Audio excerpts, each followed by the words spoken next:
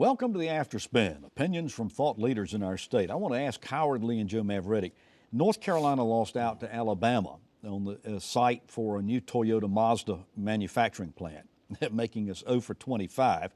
Now there's a concern we might not win the competition for Amazon's second headquarters, even though Raleigh was mentioned as a top 20 finalist in this. We've got some interesting byplays taking place, however, between Republicans and Democrats in our state. It's fascinating to sit back and watch. Nobody favors economic incentives, and yet all of them go out and offer them. Does this seem like a conflict to you, Joe? It didn't in the past, and I was a big advocate of it's a 50-state game and we got to play it. But the last round with the automotive plant that went to Alabama has changed my position. I think now charity begins at home, and I'll tell you why. The cost of playing in the game has become obscene. Let me take some numbers, and Howard, check me on these numbers, please. Let's talk about $100 million. If we kept $100 million at home, we could help 1,000 starting industries with $100,000 each. And they would employ, if only 50% of them worked, 5,000 new people. I think let's keep that money at home. That was $100 million. Yeah.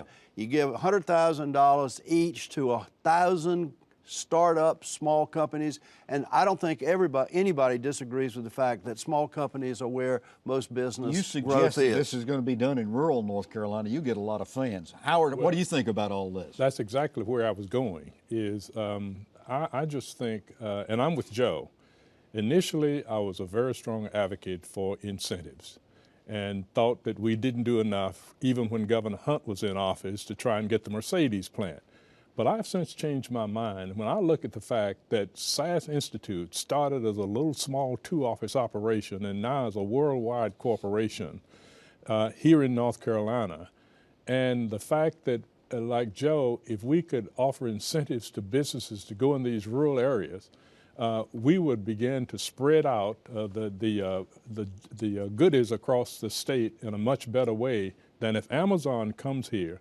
What that's going to do more than anything else is bring more people into this area, 50,000 create jobs. more development, and we just kind of overloading the urban areas, and we're doing nothing for our rural areas. And I think it's time to either fish or cut bait. We're either committed Governor or Cooper we're not. just recently announced several new plant relocations or startups, and economic incentives were a big part of it. Yes, but those economic incentives came from money that's already in North Carolina, has been used within North Carolina to places that need that economic development. It just makes sense to me that charity begins at home.